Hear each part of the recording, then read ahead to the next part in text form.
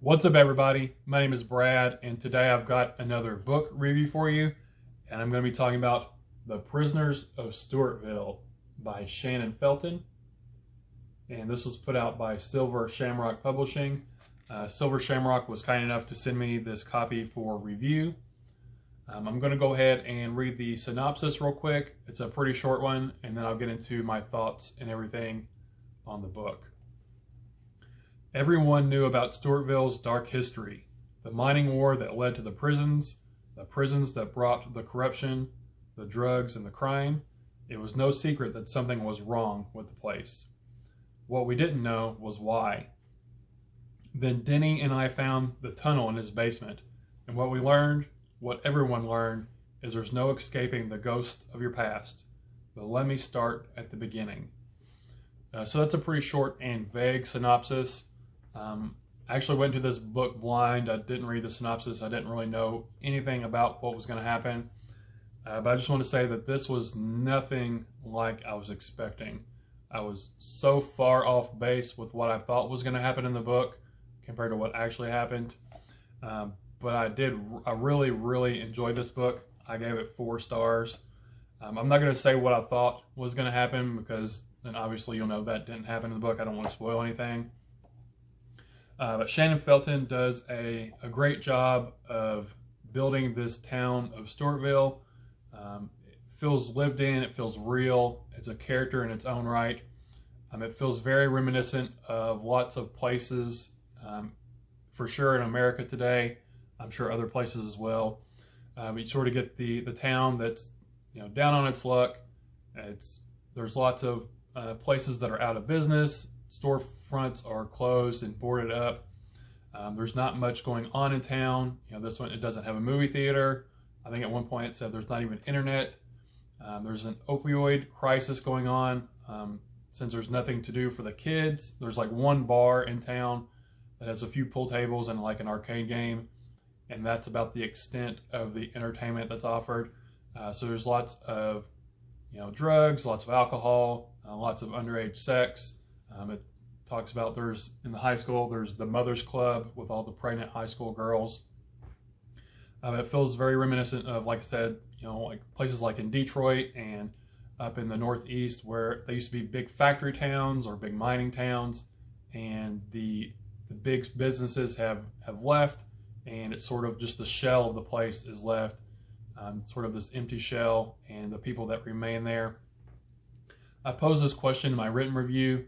Who are the actual prisoners of Stewartville? Are they the inmates that live in the prison complex that's built there? Or are they the townsfolk themselves who seem to be destined to, be trapped here and, probably are going to prison one way or another? There seems to be a destiny for sort of everybody that lives in town.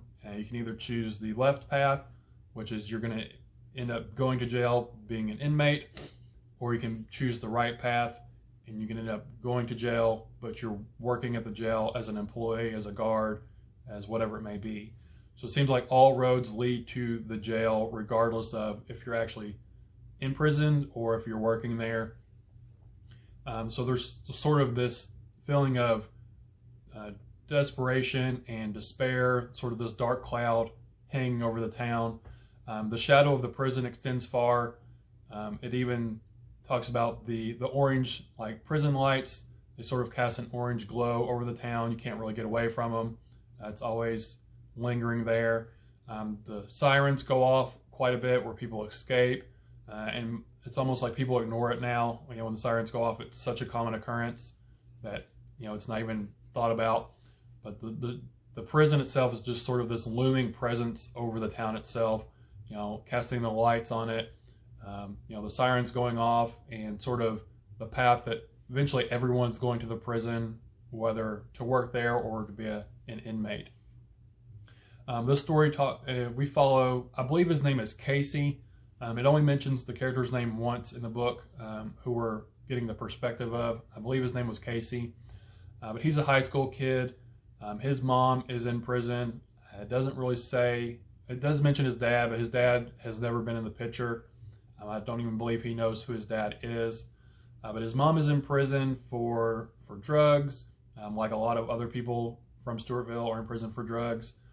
So he is living in a sort of rundown trailer with his older brother Shane and his Nana, and he's sort of just eking out this bleak existence. He kind of goes to school here and there. He does a lot of drugs. He just is, he's in a bad way, and he feels that, his destiny, like everybody else's, is leading towards the prison, that he's, eventually going to end up there anyway. And so he's trying to fight against that. He doesn't want to go there, obviously, but he feels like he's trapped here. He's either going to, go to prison, or he's going to work at the cement factory with his older brother, which is still not a very good existence.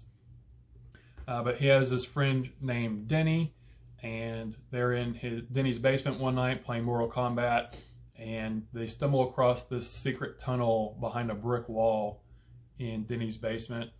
And for reasons we find out later, Casey, our main character, does not want to go in the tunnel, doesn't really want to have anything to do with it.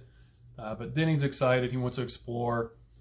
So later in the book, they sort of tear the bricks down and explore the tunnel a little bit.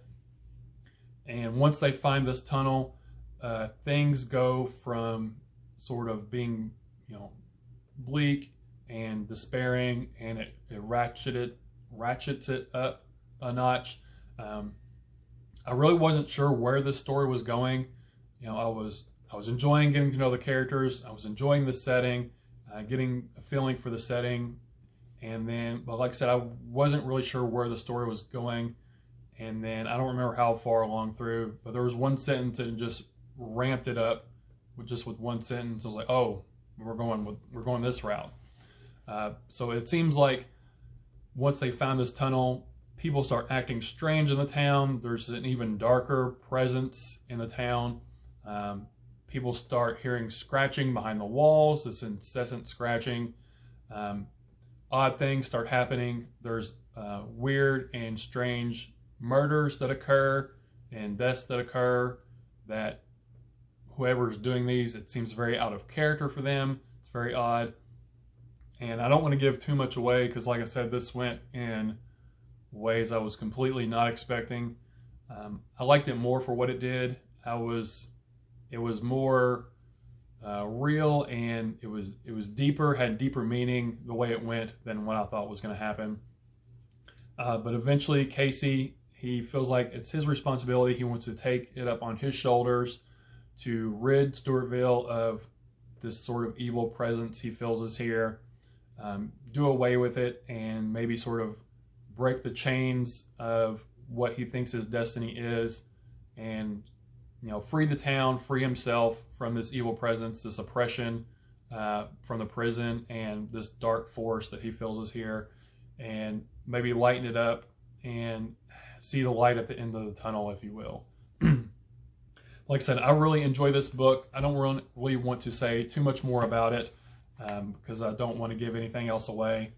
But I really enjoy this. I believe this is Shannon Felton's debut novella. I gave it 4 stars. It's a strong 4 stars. I really enjoyed it. This is coming out for release on February 25th, so just a couple of days from now. But yeah, I really enjoyed it. So it has dark and creepy. There's things lurking sort of just out of sight in the shadows. There's some great creepy scenes, and the artwork by Keelan Patrick Burke. This is probably one of my favorite covers he's done so far. Silver Shamrock seems to be getting a lot of his covers, but this one's really great. A nice big creepy eyeball there. But yeah, that's all I want to say about it. So thanks for spending your time with me. Again, my name is Brad. If you like these videos, if you like, I've been reading a lot of indie horror lately. If you like what you're watching, hit that like button. If you like more of this type of content, please hit the subscribe button. It would be much appreciated. But yeah, that's all I want to say. So thanks for spending your time with me. Again, my name is Brad, and I'll talk to y'all later. Bye.